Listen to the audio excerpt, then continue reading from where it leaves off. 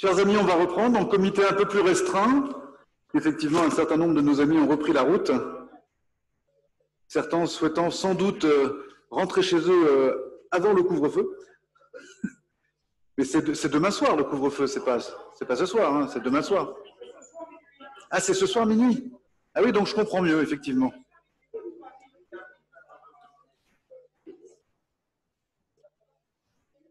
Et oui, c'est pas. Ah oui, et oui, donc c'est ça. Eh ben, bon, hein, c'est comme ça. C'est comme ça. Tout le monde va s'amuser à commenter tout ça. L'important, c'est qu'on se souvienne que la santé de tous est l'affaire de chacun. Voilà.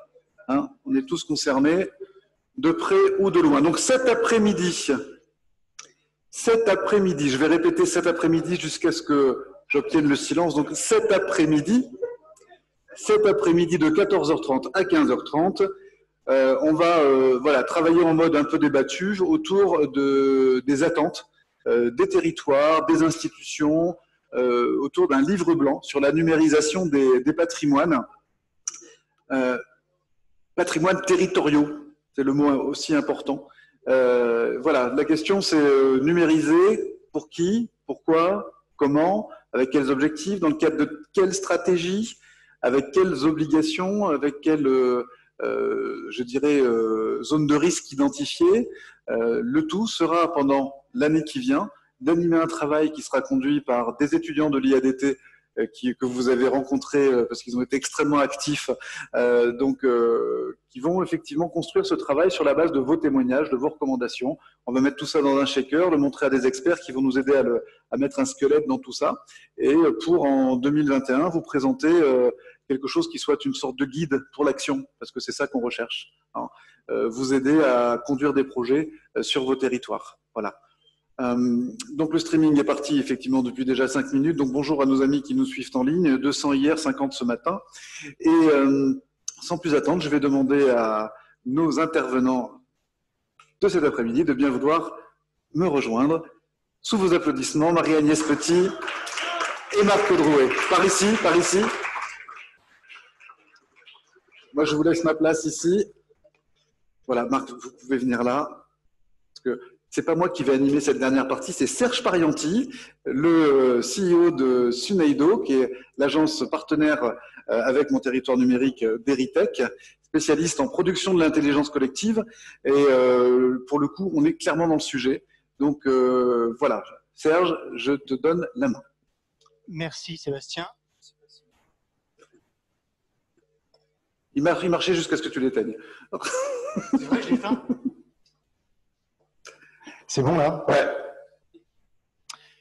Bonjour à toutes et à tous. Donc cette dernière heure, on va la passer ensemble sur un sujet extrêmement important pour Eritech, qui est le sujet du livre blanc, donc, dont on va donner le coup d'envoi précisément maintenant, donc avec nos chers invités. Leur éclairage va être précieux et vos interventions également. Donc vous êtes bien entendu invités non seulement à lever la main pour poser des questions, mais aussi pour faire force de proposition. Donc nous, chez Suneido, d'abord, on est évidemment fiers, heureux d'avoir participé aux côtés de Sébastien à la co-organisation de cette première d'Eritech.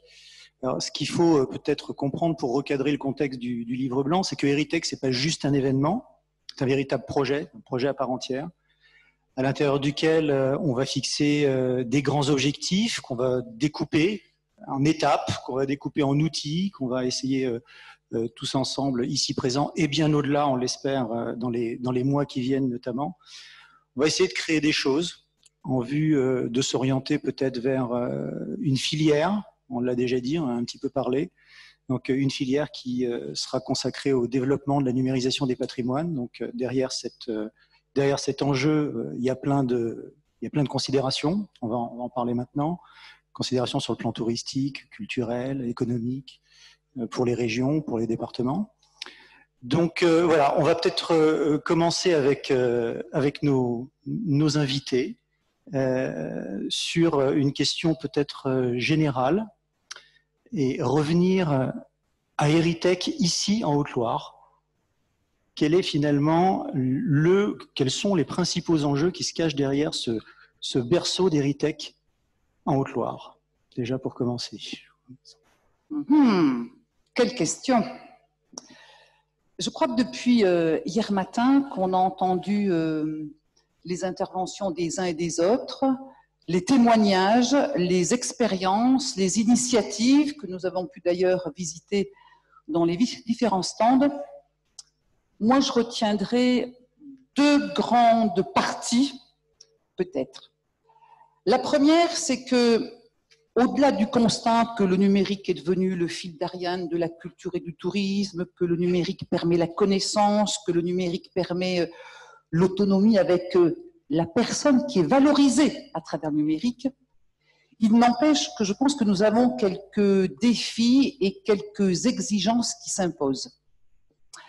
La première de ces exigences, je dirais, c'est l'exigence de la qualité. La qualité du service apporté, la qualité du service rendu, avec un outil utile, avec un outil fiable, avec un outil facile à utiliser. Quand je dis ça, c'est qu'en même temps, cet outil doit nous permettre d'être cette aide à la décision, je pense, quelque part. D'ailleurs, on l'a bien entendu hier avec le témoignage de Cabourg, ils nous ont dit « le numérique nous a servi », je reprends leur propos, à penser le parcours de visite. Je dirais aussi que cette numérisation, avec son intérêt bien sûr en termes de la gestion du patrimoine, elle doit servir à tous les intervenants. Je me rappelle d'ailleurs de hier matin l'intervention de cet archéologue qui nous disait « nous avons numérisé ». Et ça a servi aussi aux géomètres, aux autres corps intervenants, ce qui peut permettre d'ailleurs d'éviter d'avoir quelques mauvaises surprises quand on est en train de poser le projet et de le réaliser. Je dirais aussi que la qualité de ces outils, c'est de bien en mesurer et de bien se poser la question quant à leur évolutivité. Et demain, aujourd'hui et demain, de quoi on a besoin, qu'est-ce qu'on en fait. Donc du coup, la problématique de la maintenance, voire même par la suite de l'utilisation de ces données. On se rappelle la question d'hier matin, gratuite ou pas gratuite ces données? On se les garde, on les donne, on les partage, elles sont payantes ou pas? Et donc du coup en même temps, la question du portage juridique de cette affaire-là. Je dirais ça, c'est le premier grand morceau de cette exigence de la qualité. Le deuxième grand morceau que j'ai pu noter, c'est, même trois, d'impliquer le visiteur. Moi qui suis plutôt en charge du tourisme dans ce département de la Haute-Loire, je le sais bien et nous le savons bien, c'est qu'aujourd'hui, les publics sont de plus en plus intéressés à participer à cette vie culturelle de l'institution, à cette vie de ce territoire. Donc, ils ne viennent pas forcément là pour consommer l'offre, mais ils viennent pour vivre cette expérience. En fait, c'est juste donner du sens à ce que vous allez pouvoir faire vivre à un citoyen. Donc, l'outil doit être au service de l'homme. Et nous l'avons bien entendu encore ce matin d'ailleurs. L'outil ne doit pas servir l'homme, ne doit pas la servir non plus. L'outil doit servir l'homme et ne doit pas la servir. Donc c'est une expérience personnalisée que l'on doit pouvoir proposer à la clientèle. Cette personnalisation, je trouve qu'on l'a bien eu en démonstration dans les différents stands. Je pense notamment à la grotte Chauvet, je ne sais pas s'ils sont encore là, où avec la narration, vous allez chercher la personne là, dans son cœur, dans son âme, dans son esprit, pour lui faire vivre cette histoire d'il y a 7000 ans. Ou encore, ça a été les sons dont nous a parlé Laurence hier après-midi. Le juste son, pas n'importe lequel. Et donc tout ça contribue à cette personnalisation pour aller chercher la personne et donc donner du sens à cette expérience. Impliquer le visiteur que sont les touristes, ok. je suis persuadée qu'il faut aussi impliquer les locaux. D'ailleurs, le témoignage du directeur des parcs ce matin nous l'a très bien dit. Donc c'est aussi d'aller chercher les locaux et de les faire devenir aussi instigateurs des connaissances. Quand demain, cette clientèle touristique et les locaux seront chez nous dans le pavillon numérique et notamment dans le post-show qu'on appelle, le post-show qui va aller titiller leur curiosité pour les inciter à aller sur les territoires de la Haute-Loire. Ça sera donc ça aussi que de faire devenir chacun instigateur de connaissances pour lui permettre d'aller encore un peu plus loin. Et puis bien sûr, les locaux parce qu'il faut que l'on partage tous ensemble cette fierté, ces pépites, ces richesses de patrimoine bâti, culturel, industriel, j'y tiens vraiment, immatériel que nous avons dans nos territoires, pour en faire chacun d'entre nous ces fabuleux ambassadeurs, ces greeters qu'on appelle aujourd'hui, pour justement faire rayonner cette connaissance. Et d'ailleurs, nos collègues de Bourgogne-Franche-Comté nous l'ont parfaitement mis en écho hier matin dans leur exposé, sans oublier dans nos locaux tous nos jeunes publics. Le partage de la connaissance, c'est ça aussi. C'est d'aller la poser, la donner, la partager avec nos scolaires, avec nos collégiens, avec nos lycéens.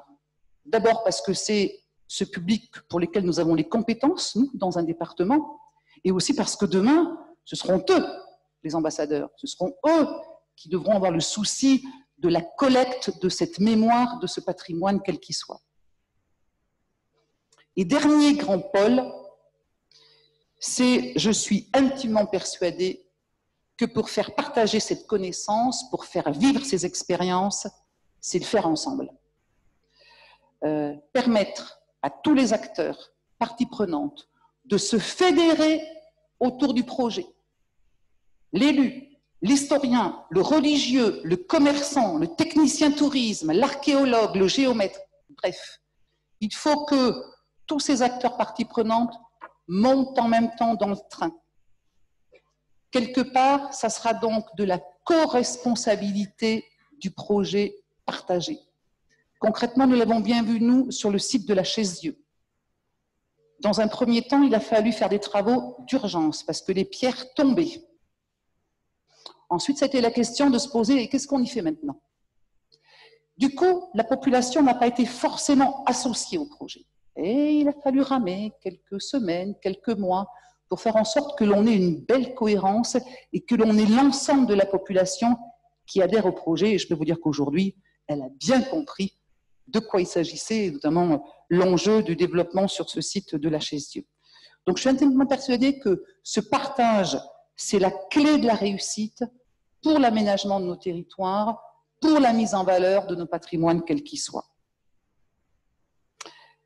D'autre part, nous pourrions dire que dans un secteur d'activité comme le tourisme, qui est de plus en plus concurrentiel, l'essor de l'activité touristique et de l'économie touristique passe forcément par un accroissement de la visibilité de la destination.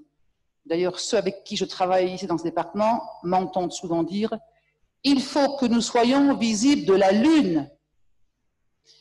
Pour être visible de la Lune, eh bien, je pense qu'il faut avoir cette espèce de force collective qui fait que nous soyons ensemble pour travailler. Concrètement, pour nous, la Haute-Loire, c'est depuis quelques mois d'être en relation avec le Cantal, le Puy-de-Dôme et l'Allier pour demain proposer cette nouvelle destination, Auvergne, volcans et sources, fleuves sauvages, je ne sais pas, nous sommes en train d'écrire ce nom. En tout cas, donc voilà, une nouvelle destination, c'est aussi cette façon de travailler que nous avons dans le département avec ce que nous avons mis en place qui s'appelle le Conseil de destination touristique. Concrètement, j'ai autour de la table tous les territoires avec qui nous décidons d'un plan d'action touristique. Concrètement, nous avons décidé ensemble d'acheter Fluvision, je cherche les équipes d'Orange qui doivent être par là, et qui nous permettent d'avoir cet observatoire du tourisme, nous permettant de connaître un peu plus le comportement de cette clientèle, quand elle est chez nous, comment elle se déplace, où est-ce qu'elle se déplace, etc., etc. C'est aussi mettre en réseau nos petites cités de caractère. Il y avait la directrice régionale ce matin qui est intervenue là-dessus. C'est pas la peine d'avoir des plus beaux villages de France, c'est pas la peine d'avoir des petites cités de caractère si elles sont toutes seules chez elles dans leur boîte de tupperware. À nous de les faire réseauter, voire même de les accompagner avec des supports numériques utiles, fiables, qui permettent effectivement de faire partager cette connaissance. La crise sanitaire passant par là nous a d'ailleurs bien indiqué que l'ensemble de ces prestataires touristiques économiques avaient compris cette force collective et notamment donc cet enjeu pour travailler ensemble.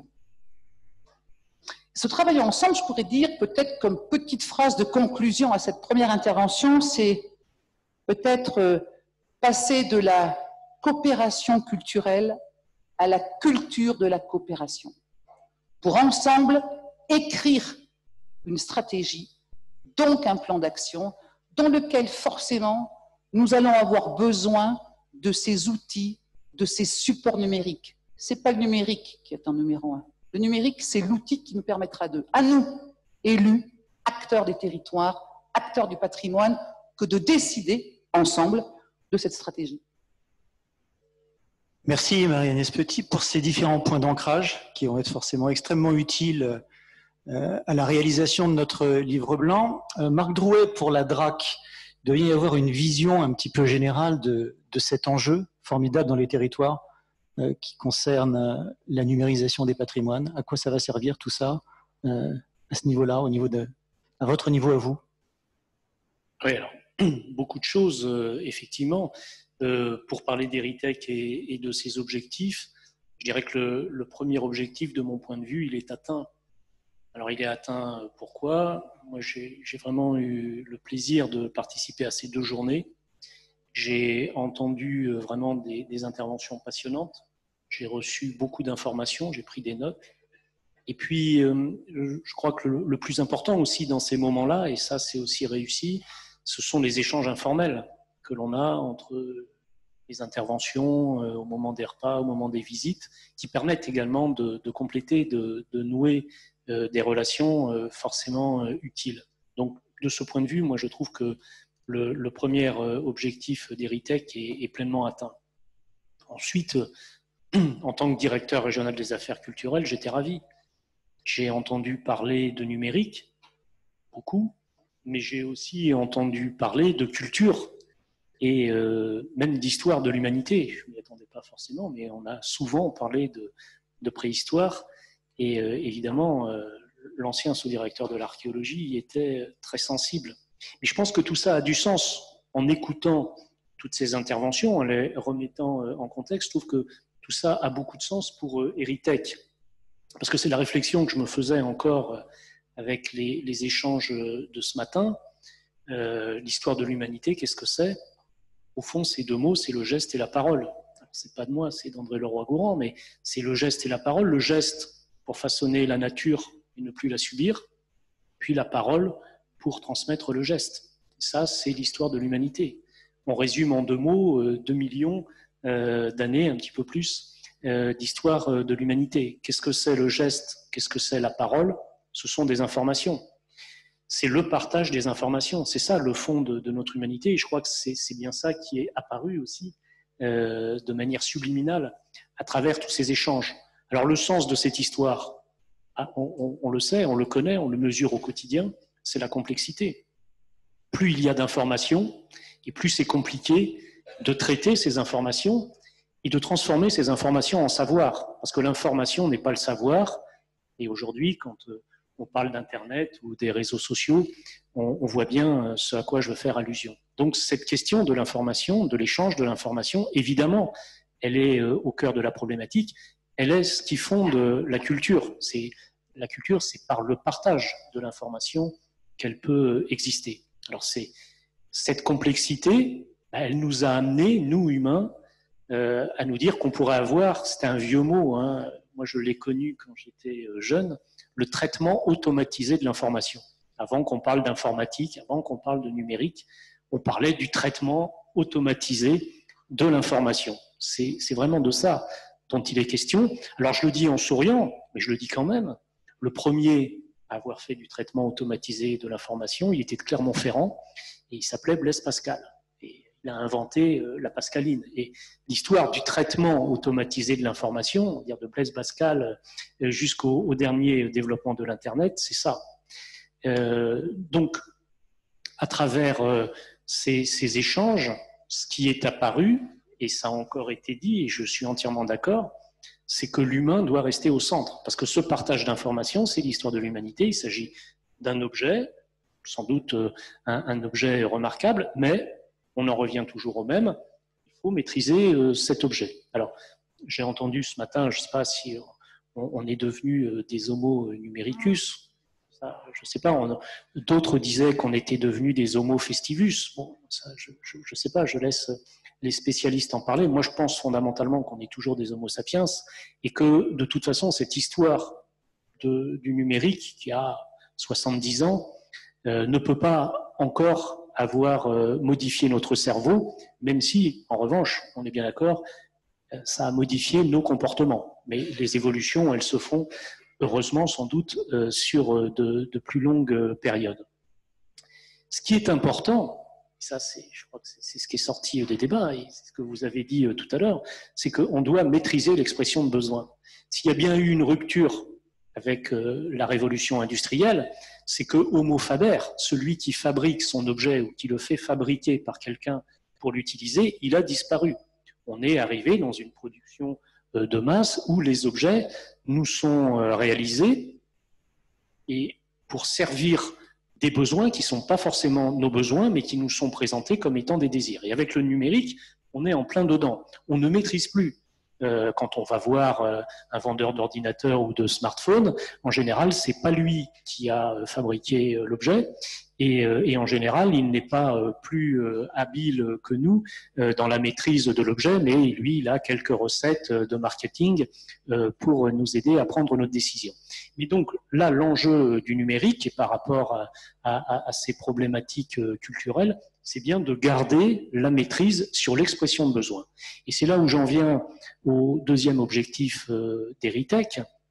Eh bien, il va falloir structurer déjà toutes ces informations que nous avons partagées et ensuite faire en sorte que les uns et les autres, on apprenne, chacun dans notre rôle, eh bien, soit à exprimer notre besoin de manière très claire, et ça, c'est un vrai enjeu. On peut être aidé pour ça, mais il faut malgré tout faire l'effort de savoir ce dont on a vraiment besoin, et puis travailler avec ceux qui proposent des offres pour que leur offre soit adaptée à nos besoins, et qu'on sorte de ces présentations quelquefois superbes qui nous laissent des étoiles dans les yeux quand on les a vues, mais qui ne correspondent pas, comme on l'a dit ce matin, forcément à ce qui était le besoin de la collectivité ou du site. Donc pour moi, c'est vraiment tout l'enjeu maintenant à venir d'Heritech, on va pouvoir en parler plus dans le détail, c'est de faire en sorte qu'on retrouve ce dialogue, qu'on poursuive cet échange d'informations, qu'on retrouve ce dialogue pour avoir vraiment des solutions adaptées à nos besoins. Merci. Alors, ce dialogue, on va le construire, bien entendu, de manière très dense au niveau de la réalisation du livre blanc. L'un des objectifs, évidemment, c'est d'en faire un outil pratique qui va servir aux différentes parties prenantes. À l'intérieur de ce livre blanc, on va aussi, donc avec l'IADT, essayer de faire émerger des retours d'expérience et des bonnes pratiques. Alors, je me tourne vers vous à nouveau, Marie-Agnès Petit. Ces bonnes pratiques, pour vous, elles doivent s'adresser à qui ? Comment est-ce qu'elles doivent être utilisées pour arriver finalement à des objectifs aussi grands que ceux des créations de filières et de l'animation de ces filières ? Je pense qu'il faudrait d'abord se poser la question, ces bonnes pratiques, on va les destiner à qui et pour qui ? Et donc forcément, avant d'en arriver là, il faudra bien se dire, mais le projet que nous avons et que nous voulons mettre en place, donc à qui il s'adresse ? C'est juste un peu de stratégie de marketing, forcément. Même si à la base, vous partez sur un projet qui met en valeur le patrimoine bâti, naturel, peu importe. En même temps, c'est bien à chaque fois cette question qu'on se pose. Hein. Nous voulons faire, tiens, Géotrek, là, qu'on vient de lancer sur le département de la Haute-Loire, qui permet de retrouver sur votre smartphone les 365, c'est à retenir, hein, PR, petit sentier de randonnée que nous avons dans ce département de la Haute-Loire. Pourquoi nous voulons faire ça? À qui ça va servir? Donc forcément, cette question des pratiques, elle va évitablement se poser la question, pour qui nous voulons travailler? Et selon que vous allez avoir des jeunes, des moins jeunes, des professionnels ou tout autre public, on ne va pas avoir le même besoin d'outils. Donc, ça nous fait revenir à cette stratégie à construire ensemble pour savoir le sens que l'on veut donner, vers qui on va.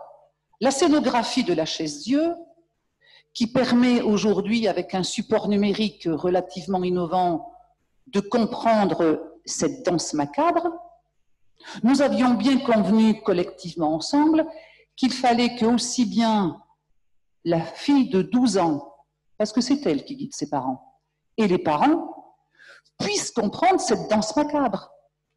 Donc, quel outil on va chercher et quelle pratique on met en place, tout en entendant bien ce que nous avons d'ailleurs entendu pendant ces 2 jours. Attention à ce que l'outil et la pratique ne soient pas l'écran trop important entre l'homme, on y revient, et l'éblouissance qu'on pourrait avoir en face de nous. Donc, il ne faut pas que ce soit l'arbre qui cache la forêt.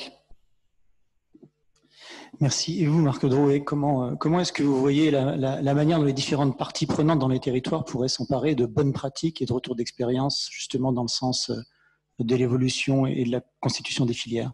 Bien. Je pense qu'il faut s'appuyer justement sur l'expérience d'Eritech, partir de cette proposition qui nous est faite, et puis avec un petit peu de méthode, déjà dans un premier temps, dresser l'inventaire de ce qui existe, pour déjà bien connaître le paysage, savoir qui sont tous les différents acteurs qu'on a entendus, qui étaient représentés lors de ces 2 journées, mais là, dresser vraiment un panorama complet, et puis, une fois qu'on aura ce panorama, se poser les questions avec eux, dans l'idée d'une filière. Donc, filière, c'est évidemment la formation initiale, c'est l'insertion professionnelle, c'est l'accompagnement des premières entreprises, les startups, c'est après pour ces startups l'accompagnement vers l'émergence en tant que TPE, par exemple. C'est également, comme ça nous a été dit, l'export, c'est aider, accompagner. Tout ça, ça mobilise un ensemble de compétences. Et ces compétences, elles sont partagées parce que c'est un projet culturel d'ailleurs. La compétence culture, c'est une compétence partagée. Personne ne détient de monopole sur ce sujet et ça doit se faire entre l'État, les collectivités territoriales et les acteurs privés. Parce que ça a été dit également, et puis on l'a bien mesuré durant ces 2 journées, si on ne l'avait pas déjà comme une évidence, c'est avant tout un secteur économique. Et c'est important qu'aujourd'hui, des régions comme Auvergne-Rhône-Alpes, sur la base de cette initiative ici au Puy-en-Velay en Haute-Loire, puissent faire en sorte qu'on sorte de cette situation quand même qui n'est pas satisfaisante, dans laquelle la France dispose d'un savoir-faire remarquable, ça a été dit ce matin, identifié à l'international, sauf que la valeur ajoutée, parler en termes économiques, elle ne se fait pas ici,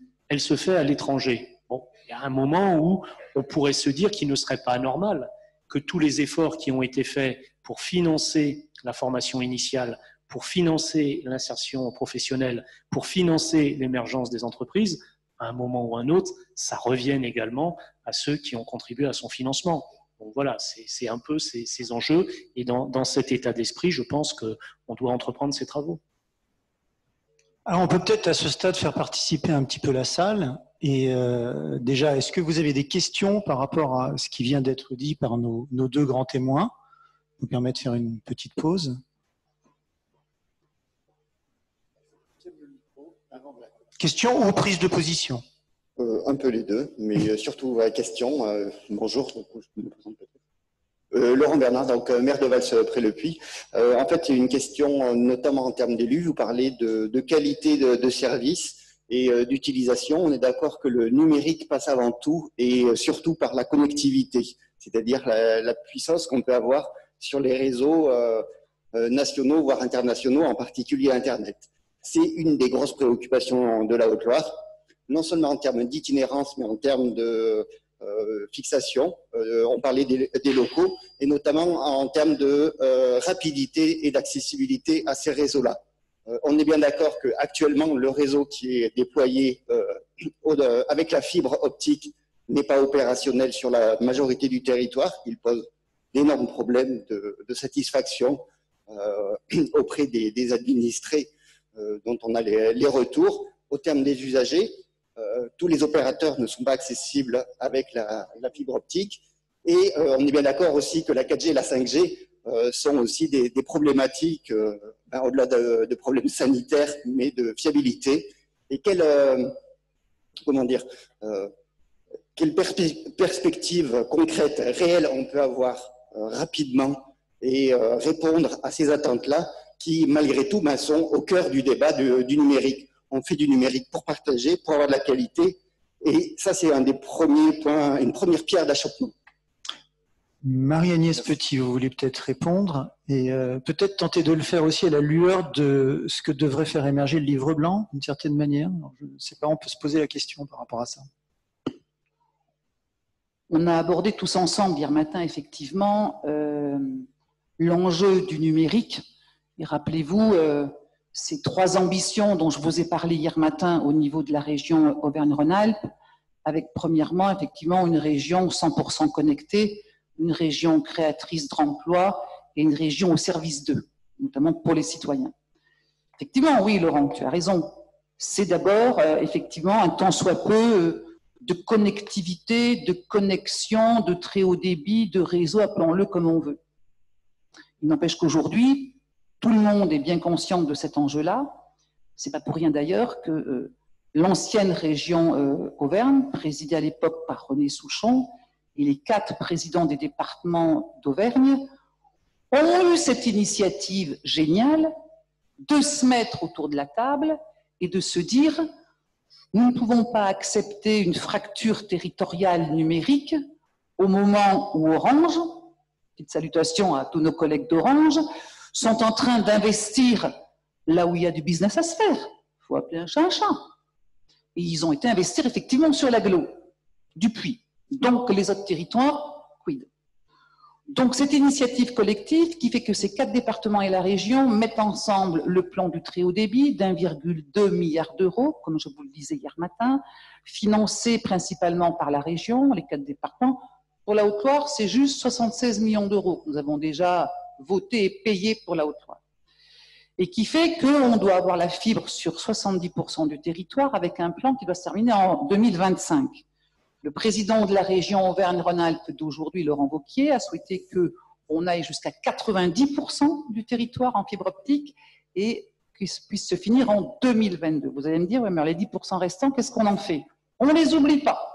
Nous allons quand même pouvoir leur proposer du très haut débit avec ce qu'on appelle un mix technologique qui est soit de la 4G, et ça y est, elle est là, soit de la montée en ADSL, on booste un peu dans les armoires qui existent déjà, soit non pas du Wi-Fi Max comme nous l'avons testé, mais maintenant du satellite et des grappes de satellites. La nouvelle génération, là, celle que vous voyez là-haut en petit cheminement dans le ciel qui brille.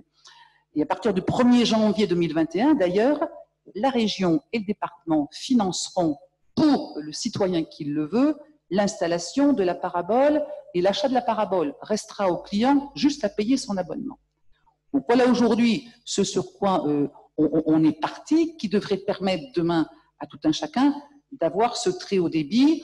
Nous n'en sommes pas encore à la 5G dans ce département, nous en sommes surtout déjà de regarder d'avoir la 4G qui serve aussi bien au téléphone mobile qu'au très haut débit.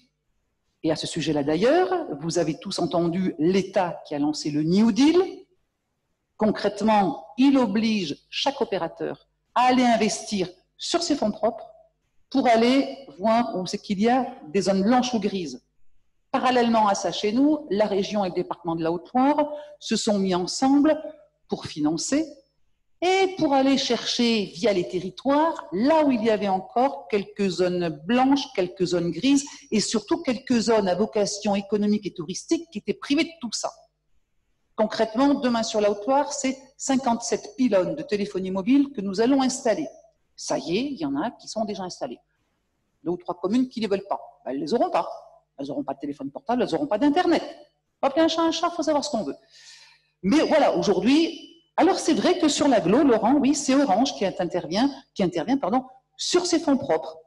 D'ailleurs, il y en a quelques-uns qui le disaient hier matin, le rural est presque un peu plus en avance en termes de développement de très haut débit que sur certains pôles urbains. En tout cas, nous, je pense que c'est une chance que nous avons eue que de prendre cette force collective pour mettre en place ce très haut débit avec ce premier RIP, réseau d'initiatives publiques au niveau rural, première en France, donc avec un PPP, et qui aujourd'hui et demain va nous donner certainement satisfaction avec la réflexion du moment qui est de se dire combien nous faudrait-il de millions d'euros supplémentaires pour aller à du 100% fibre.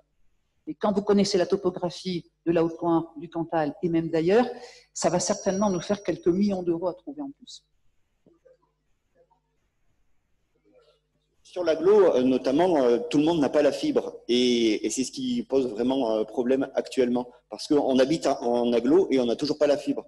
C'est mon cas personnel. Il faut bien partir d'un constat, c'est que le très haut débit, ce n'est pas que la fibre. On peut avoir du très haut débit et du 30 mégas demain avec du satellite.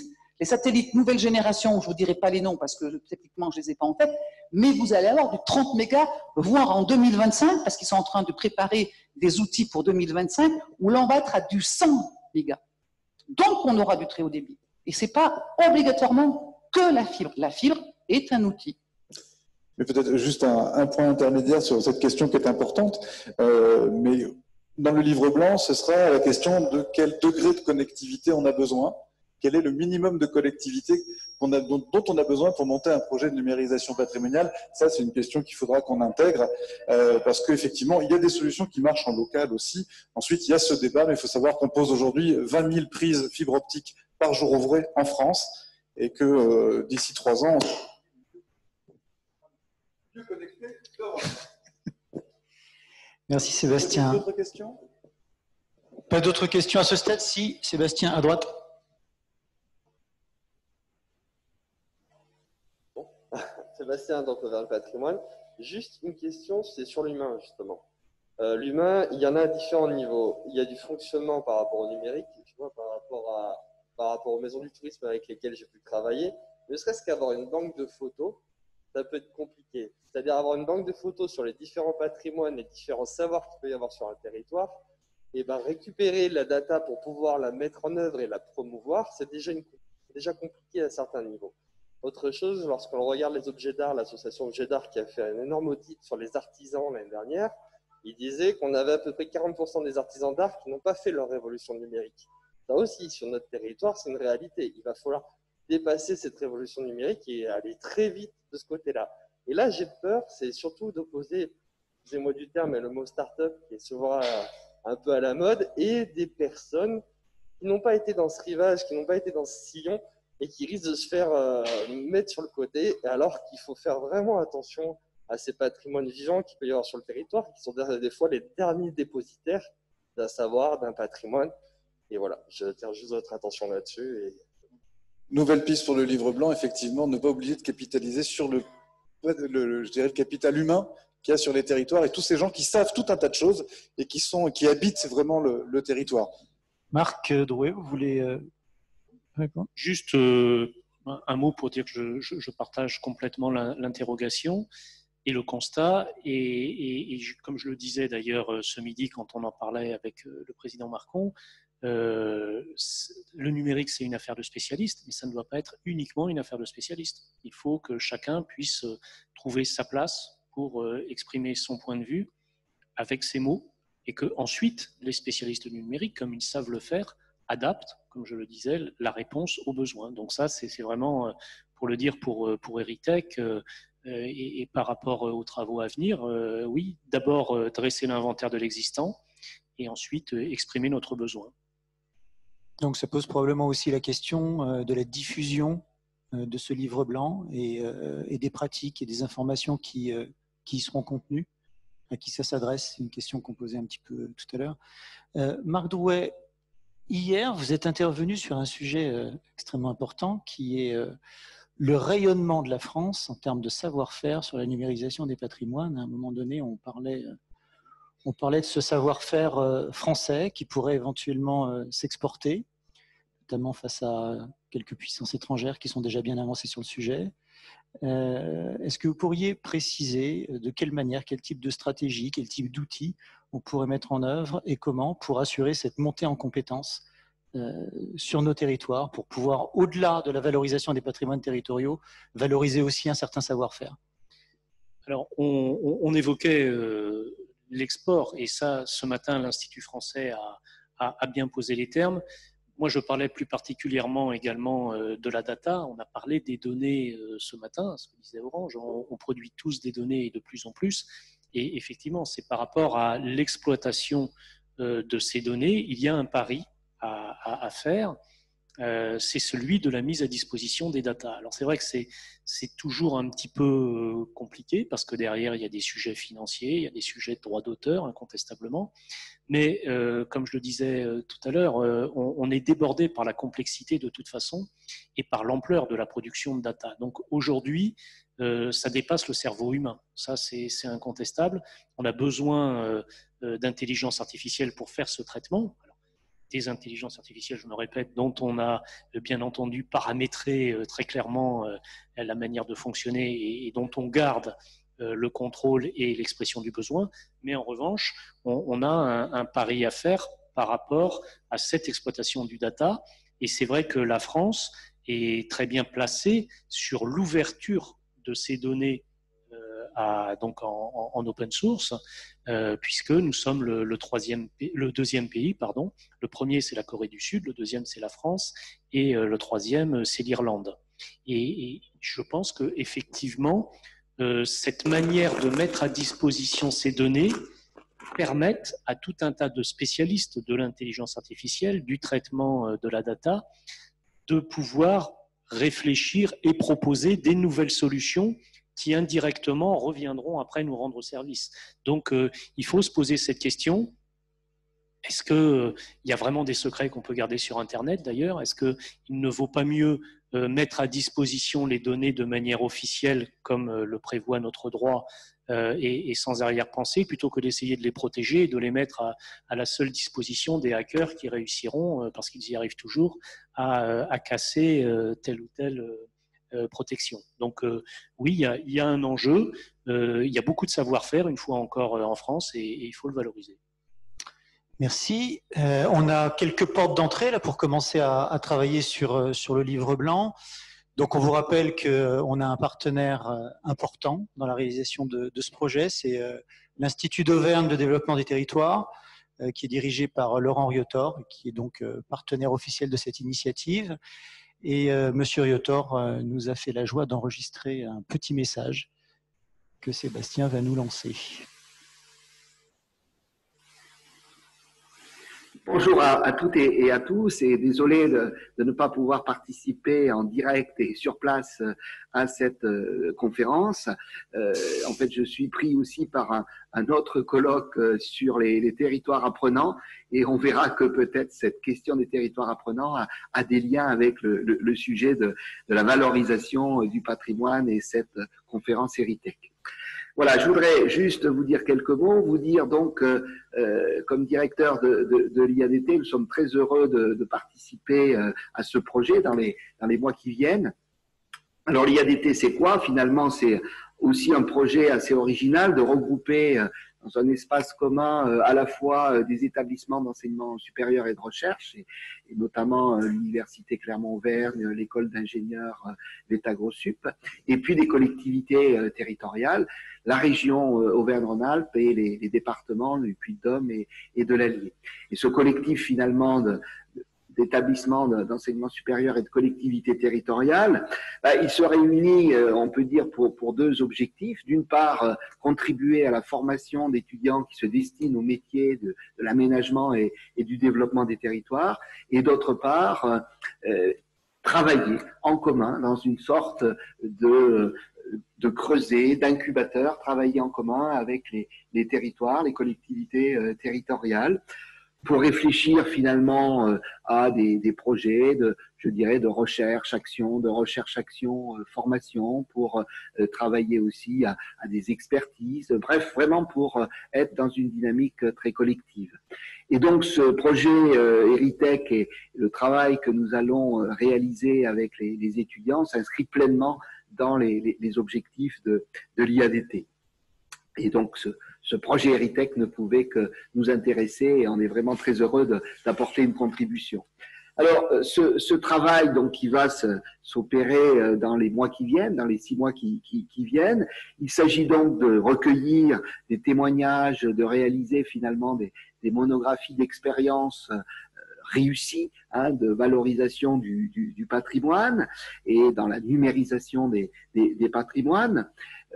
C'est l'idée finalement à la fois de partir de toutes ces expériences et puis de monter un peu en généralité, de rechercher finalement à la fois quels sont les leviers communs à toutes ces expériences, quelles sont peut-être aussi les contraintes que rencontrent les porteurs de ces projets de valorisation numérique du patrimoine, et pour à la fin, avec l'ensemble des contributeurs au livre blanc Eritech, proposer des pistes d'action et d'amélioration.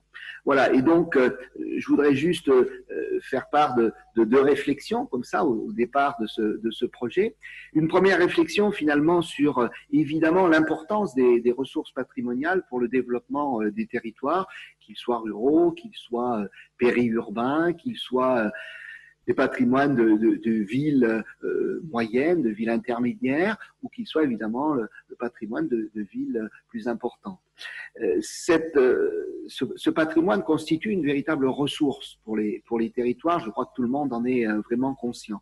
Mais la valorisation de cette ressource patrimoniale, comme toute ressource d'un territoire, elle repose à la fois sur l'identification de la ressource patrimoniale, le repérage de ces ressources.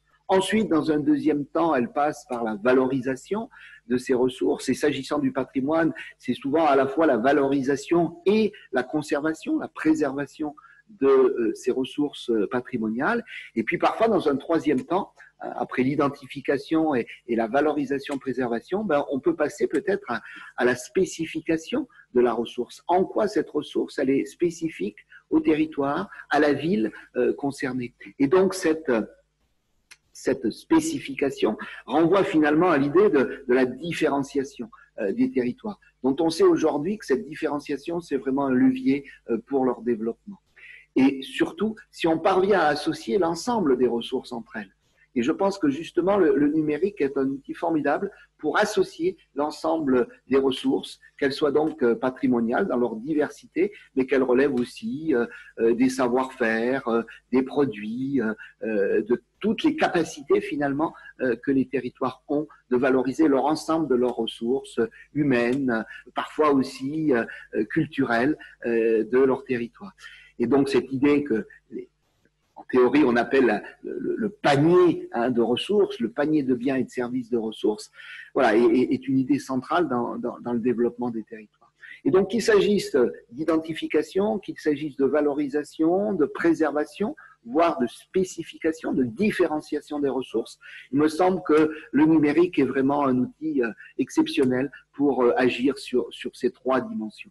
Et donc, agir pour à la fois la valorisation du patrimoine pour les territoires et aussi pour leur préservation.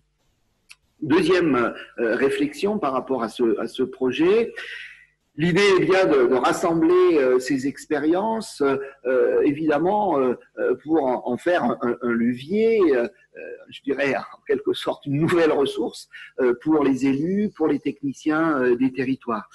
Mais peut-être une petite nuance par rapport à une formule qu'on utilise beaucoup, c'est pas seulement pour décréter qu'il y aurait des bonnes pratiques et les mauvaises à la limite, qui seraient présentes dans les territoires, mais plutôt pour réfléchir finalement à ces pratiques, pour les réunir dans une forme finalement de base de connaissances. Je préfère plutôt l'idée de base de connaissances que l'idée de bonnes pratiques qui seraient à reproduire partout, etc. Une base de connaissances, finalement, c'est des ressources que les territoires, que les élus des territoires, que les techniciens des territoires peuvent mobiliser, évidemment, mais en les adaptant aux spécificités de chaque territoire. Il n'y aurait rien de pire que de décréter des bonnes pratiques qu'il faudrait dupliquer dans tous les territoires. Donc, les adapter finement à chaque territoire. Mais cette base de connaissances, elle est importante et on est heureux d'y contribuer pour à la fin, finalement, valoriser dans chaque territoire l'ensemble de ces ressources numériques et patrimoniales, et pour constituer en quelque sorte cette valeur ajoutée territoriale que tous les territoires recherchent. Et donc, merci de participer, de nous permettre de participer avec les étudiants que vous allez bientôt rencontrer, de participer à ce projet extrêmement intéressant. Je vous remercie. Nous aussi, Laurent, on te remercie. Alors, les étudiants, on va les rencontrer tout de suite. On va les rencontrer tout de suite. Alors, je tiens à préciser que Marc Drouet et Laurent Rieuteur ne s'étaient pas parlé avant, mais on voit qu'il y a une vraie convergence dans la manière de définir la manière d'entrer dans le livre blanc. Comme quoi, j'ai envie de dire, on doit être sur la bonne piste. Donc, je vais demander, sous vos applaudissements, à l'ensemble des étudiants de l'IADT qui sont indiqués ici, de bien vouloir nous rejoindre.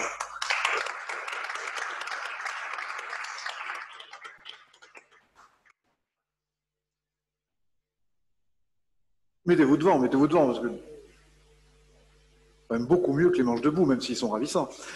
Alors, je vais vous demander un hochement de tête simplement pour qu'ils identifient vos visages et puis en enlevant le masque, parce qu'on ne le portera pas toujours, je pense. Donc, Léa Curvert. Voilà. Souvenez-vous de ce visage, vous le reverrez. Dylan Gann. Merci. Sarah Radia Achichi. Merci. Guillaume Lehu. Merci beaucoup. Et Benjamin Van Heers. Voilà. Donc, ce sont les étudiants qui vont... Et Annie. Ben oui. Annie... Oui, mais c'est parce que je ne sais pas prononcer le nom, alors c'est pour ça que je me suis planqué. Annie Villessac. Pardon, Annie. En fait, je ne la voyais pas, c'est Guillaume et Benjamin en plus qui me cachent tout le monde. Donc, on s'est rencontrés avec les étudiants, pardon Annie encore, on s'est rencontrés avec les étudiants il y a quelques semaines. Je leur ai raconté effectivement cette aventure. Ils ont eu la gentillesse de s'y intéresser. Et puis, je crois qu'à la fin de ces 2 jours, ils auront peut-être pris une petite piquousse de passion. Parce que le choix qu'on a fait avec Serge Parianti et Suneido, c'est de prendre la question des patrimoines et de la numérisation des patrimoines sous l'angle des territoires. On aurait pu aller voir un cabinet spécialisé, on y a pensé d'ailleurs, en tourisme ou en patrimoine, puis peut-être qu'un formidable cabinet parisien nous aurait sorti de son étagère le guide des bonnes pratiques qui fait que voilà. Et ça nous aurait coûté un bras au passage. Mais c'est pas le sujet. Ce que je cherche par là, c'est qu'on s'est dit, faisons-le dans l'autre sens, comme l'a très bien expliqué Laurent Rieuteur. C'est allons sur les territoires, allons voir. Donc ils vont téléphoner, ils vont se déplacer, ils vont aller voir ces expériences-là, et ils vont aller à la rencontre des territoires et ils vont essayer de comprendre d'où est venue l'idée, comment ça a été mis en œuvre, combien ça a coûté, et quelles sont les retombées objectives et la durabilité de ces projets-là. Donc on s'est dit, tiens, pour que ça soit utile pour les élus, il faut que ça soit simple et opérationnel.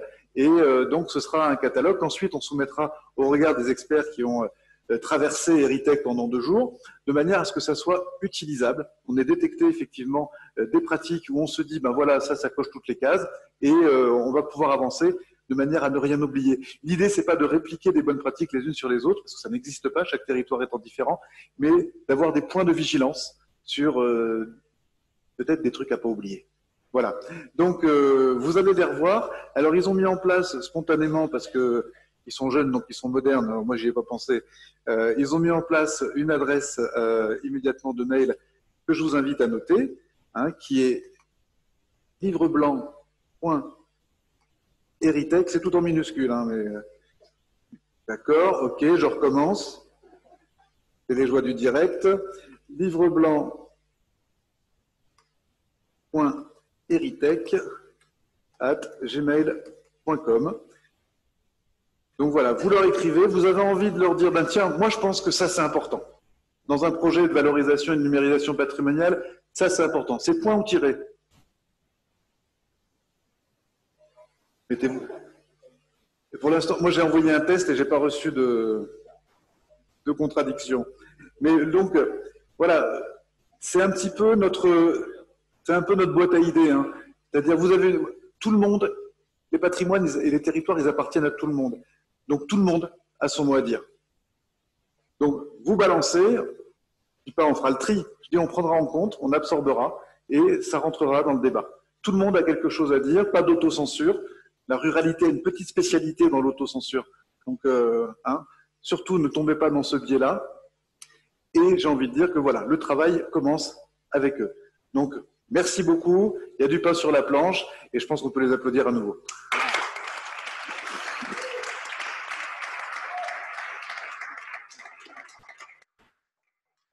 Voilà, je voudrais aussi, dans le cadre de ces applaudissements, remercier Marc Drouet, notre nouveau DRAC. Je crois qu'on a beaucoup de chance. Remercier...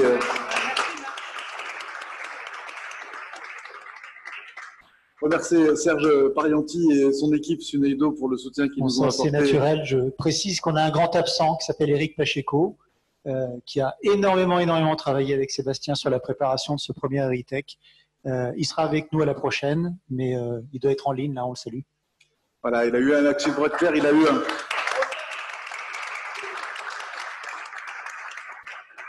un accident de scooter dans Paris, donc voilà, il faudra un jour qu'il pense à déménager parce que c'est trop dangereux. Qu'il vienne en Haute-Loire. Et donc, juste avant de donner le mot de la fin et la conclusion à Marianne Espetti, que je remercie personnellement de son engagement dans l'ensemble de cette démarche, merci encore. Je voulais aussi remercier les équipes du département, Georges Mauguin en tête, Isabelle Schmitt, Valérie Philippon, j'en oublie, Jean-Mimi en régie, et puis mon équipe, Chantal Desfarges, Nicolas Lec. Voilà, je tenais à les remercier et naturellement tous nos partenaires, nos exposants et puis surtout vous qui êtes venus des quatre coins de la France pour rentrer dans cette communauté Eritech. Voilà, merci encore Marie-Agnès. À toi la conclusion. Les remerciements vont suivre aux remerciements. Vous savez, dans cette aventure-là, nous nous sommes posé beaucoup de questions, forcément, dans le cadre de cette crise sanitaire. Et c'est donc un double remerciement à Sébastien et avec Georges Mauguin que d'avoir voulu porter cette volonté devant nous, les élus, qui étions forcément quelque peu interrogatifs que d'organiser une telle aventure dans les conditions que l'on connaît. Nous avons bien fait de vous suivre. Parce que je crois que le rendez-vous était là. Alors merci, oui Sébastien, à toi, à toute ton équipe. Merci Serge. Merci Georges Mauguin, à toi et à toute ton équipe, pour nous avoir réunis au-dessus de ce berceau d'Eritech. La naissance est belle, elle est passionnante. Elle est passionnante parce que les intervenants que vous avez été, vous nous avez permis de comprendre vos initiatives, vos projets. Les exposants dans les stands, vous nous avez accompagnés dans ces initiatives que vous avez mises en place. Bref, un grand moment de partage, comme le disait Marc Drouet à l'instant. Donc merci pour ces instants de partage. Merci au président du Geste d'Or, qui doit être déjà reparti, je suppose. Mais avec mes lunettes qui ne voient rien au fond de la salle, merci président d'avoir été cette collaboration fructueuse et intéressante. Tout à l'heure, je disais qu'on passait de la coopération culturelle à la culture de la coopération. Eh bien, je crois que Eritech en donne complètement l'écho. Et je crois que c'est bien ça, le premier objectif d'Eritech, c'est de partager ces initiatives, voire même, et ça sera peut-être le boulot de nos étudiants, que de dresser un petit peu aujourd'hui tout ce qui existe. Marc Drouet le disait tout à l'heure, hein, faire un peu peut-être le listing de l'existant, parce que pour nous élus, vous savez, c'est quelque peu turbulent, toutes ces affaires-là. Parce qu'à partir du moment où vous avez un projet, même si vous y avez mis la stratégie qu'il faut, les objectifs opérationnels qu'il faut, le plan d'action qu'il faut, et après on fait quoi? Donc si quelque part on n'a pas ce partage de connaissances des uns et des autres avec ces acteurs professionnels du numérique dans tous les domaines que ce soit, ben on risque de rester un petit peu sur notre faim. Donc je crois profondément justement à ce Heritech, source de partage, source de connaissances, pour mieux accompagner, pour mieux conseiller les initiatives et les projets des uns et des autres. Heritech est né au Puy, Heritech restera au Puy, ça n'empêchera pas du Heritech hors les murs, parce que ça sera ça aussi le partage.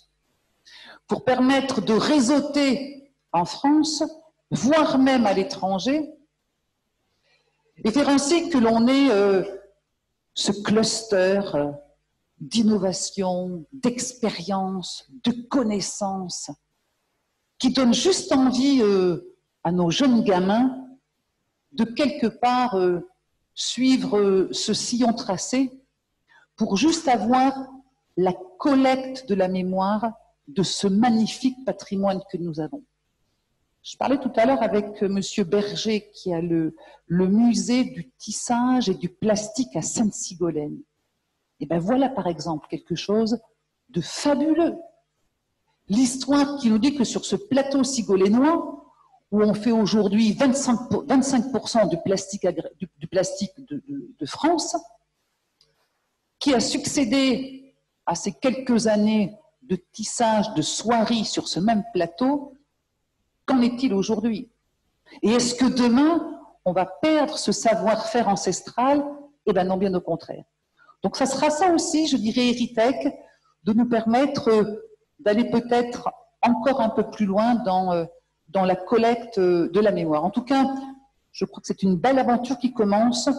Ce livre blanc doit juste nous permettre d'écrire ces premières lignes qui, demain, nous proposeront ce rendez-vous en 2021 en Haute-Loire. En tout cas, la Haute-Loire a été très heureuse de vous accueillir. Nous vous invitons n'importe quand, n'importe où. Dites-le nous, nous prendrons soin de vous, nous vous coucounerons.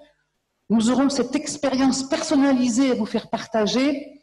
En tout cas, belle continuation dans chacune de vos missions.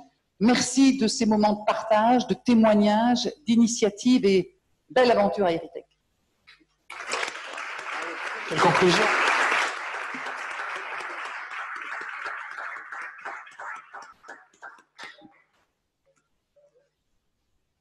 Prenez soin de vous, continuez à prendre soin de vous et de vos proches. Hein, et voilà, le travail ne fait que commencer. Merci encore à l'ensemble de l'exécutif départemental, Monsieur le Président, Madame la Vice-Présidente, Madame la Vice-Présidente Madeleine Dubois, voilà, et également Corinne Bringer qui a suivi beaucoup de nos débats. Merci à l'agglomération et à la mairie Béatrice Bénat d'avoir soutenu nos travaux. Voilà, merci à tous, bon retour dans vos provinces.